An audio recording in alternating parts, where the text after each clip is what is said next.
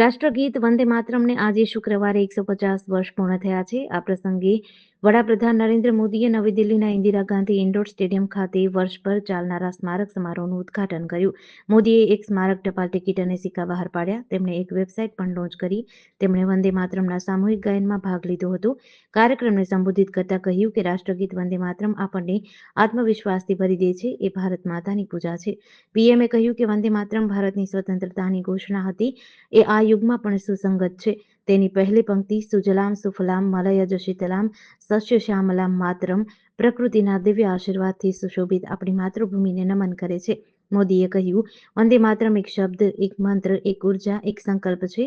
વંદે માતરમ આપણને ઇતિહાસમાં લઈ જાય છે.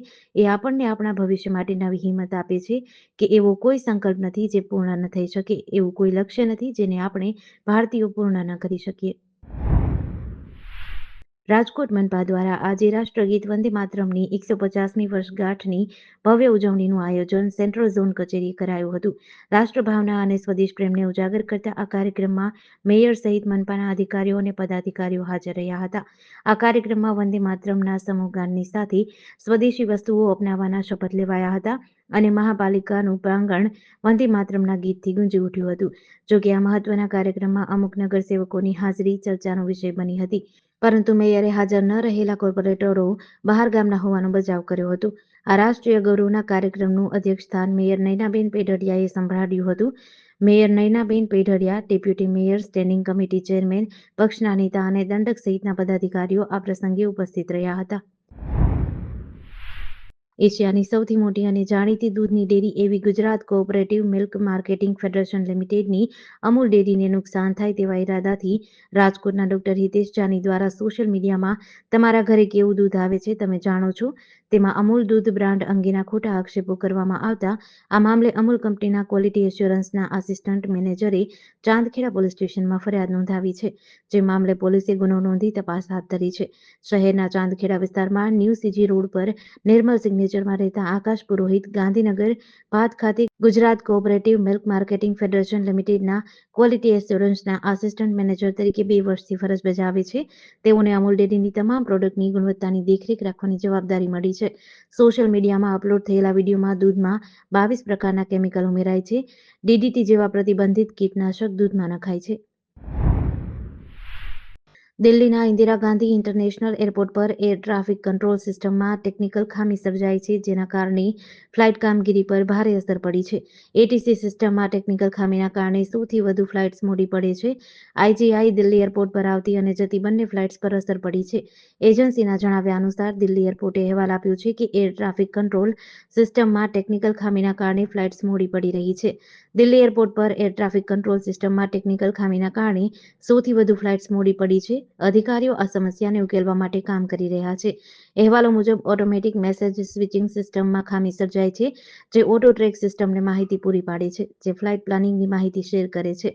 દેશનું સૌથી વ્યસ્ત airport Indira Gandhi international airport દરરોજ 1500થી વધુ ફ્લાઇટ્સનું સંચાલન કરે છે. ગાંધીનગરના ઝુંડાલ ગામમાં રહેતા એક પરિવારના સભ્યો સ્વજનની ખબર અંતર પૂછવા જતા હતા. આ દરમિયાન 20 કલાકના ગાળામાં તસ્કરોએ બંધ મકાનને નિશાન બનાવી અંદાજે 10 લાખની કિંમતના સોના ચાંદીના દાગીનાની ચોરીને અંજામ આપ્યો હોવાની ઘટના પ્રકાશમાં આવી હતી. આ અંગે અડાલજ પોલીસે ગુનો નોંધી તપાસ હાથ ધરી છે. ગાંધીનગરના ઝુંડાલ ગામમાં જોગણી માતાના મંદિર પાસે વચલોવાસમાં રહેતા અમૃતજી મંગાજી ઠાકોર ટેક્સી ડ્રાઇવિંગ કરી પરિવારનું ગુજરાન ચલાવે છે. જેમના સગા ભાઈ દશરથજી ઠાકોરની બાયપાસ સર્જરી થઈ હોવાથી અમૃતજીના પરિવારના તમામ સભ્યો 26 ઓક્ટોબરના રોજ 2 વખત તેમના ખબર અંતર પૂછવા જતા હતા. ઘરને સ્ટોપર મારીને પ્રથમ વખત પરિવારજનો બપોરે 12:30 થી સાંજના 4 વાગ્યાના ગાળામાં ખબર અંતર પૂછીને પરત આવ્યા હતા. જૂનાગઢ જિલ્લાના માળિયા હાટીના અને માંગરોળ તાલુકામાં પ્રધાનમંત્રી આવાસ યોજના મોટા પાયે ભ્રષ્ટાચાર આચરવામાં આવતો હોવાની ફરિયાદો ઉઠી છે. માળિયા હાટીના તાલુકાના અવાણિયા ગામે તો ઓબીસી કેટેગરીના લોકોને એસસી કેટેગરીમાં બતાવી આવાસની લાગણી કરી દેવાયાનો સ્થાનિકો દ્વારા ગંભીર આક્ષેપ કરાયો છે. ગામમાં આવાસ યોજનાની ફાળવણીના તમામ નિયમોને બાજુમાં મૂકી લાગતા વળગતાઓને કટકી કરી આવાસો આપી દેવાયાનો ગ્રામજનોનો આક્ષેપ છે. આ મામલે ગામના સામાજિક આગેવાન તમામ પુરાવા સાથે છેલ્લા 4 વર્ષથી અલગ અલગ કચેરીઓમાં રજૂઆત કરવા હોવા છતાં કોઈ કાર્યવાહી થઈ નથી. સમગ્ર મામલો શું છે તે જાણવા માટે ગામની મુલાકાત લીધી હતી. ગુજરાતના લોક સાહિત્યકાર અને પત્રકાર નરેન્દ્રસિંહ જાદવના પિતા પદ્મશ્રી જોરાવરસિંહ જાદવનું આજે 7 નવેમ્બરના રોજ અવસાન થયું છે. વર્ષ 2019માં તેઓને પદ્મશ્રી એવોર્ડ અપાયો હતો. 10 જાન્યુઆરી 1940ના રોજ જોરાવરસિંહ જાદવનો ધંધુકા જિલ્લાના આકરુ ગામના રાજપૂત ખેડૂત પરિવારમાં જન્મ થયો હતો. તેઓ મધ્યમ વર્ગ કુટુંબમાંથી આવતા હતા. તેમને 4 ભાઈ અને 2 બહેન હતા. પિતાને લોકકલાનો શોખ હતો, જેના કારણે તેમનું ઘર લોક કલાકાર મહેમાનોથી હર્યું ભર્યું હતું. જેના કારણે ભજનો, લોકડાયરાથી નાનપણથી પરિચય હતો. વાંચન, લેખન, ગુજરાતના તમામ છાપામાં લોકકલાની કોલમ લખતા હતા. તેમણે 99 પુસ્તકો લખ્યા છે. ગુજરાતી પાઠ્યપુસ્તકોમાં તેમના લેખ અને યુનિવર્સિટીમાં તેમના પુસ્તકો પાઠ્યપુસ્તકો તરીકે વપરાય છે. મહેસાણા તાલુકાના સાલડીમાં આવેલ પીપળેશ્વર મહાદેવના પટાંગણમાં આવેલા ચલિત શિવાલયની બહાર આવેલી દાનપેટી ચડ્ડી બનિયાધારી ગેંગ ઉઠાવી જવાની ઘટના સીસીટીવીમાં કેદ થઈ છે. બીજી તરફ આ વિસ્તારમાં કેટલાક સમયથી તસ્કરો પણ જાણે બેફામ બનીને ચોરીની ઘટનાને અંજામ આપીને પોલીસને પડકાર ફેંકી રહ્યા છે. સાલડીમાં આવેલ સ્વયંભૂ પીપળેશ્વર મહાદેવમાં આજુબાજુના ગામડાના લોકો માટે અતૂટ શ્રદ્ધા છે.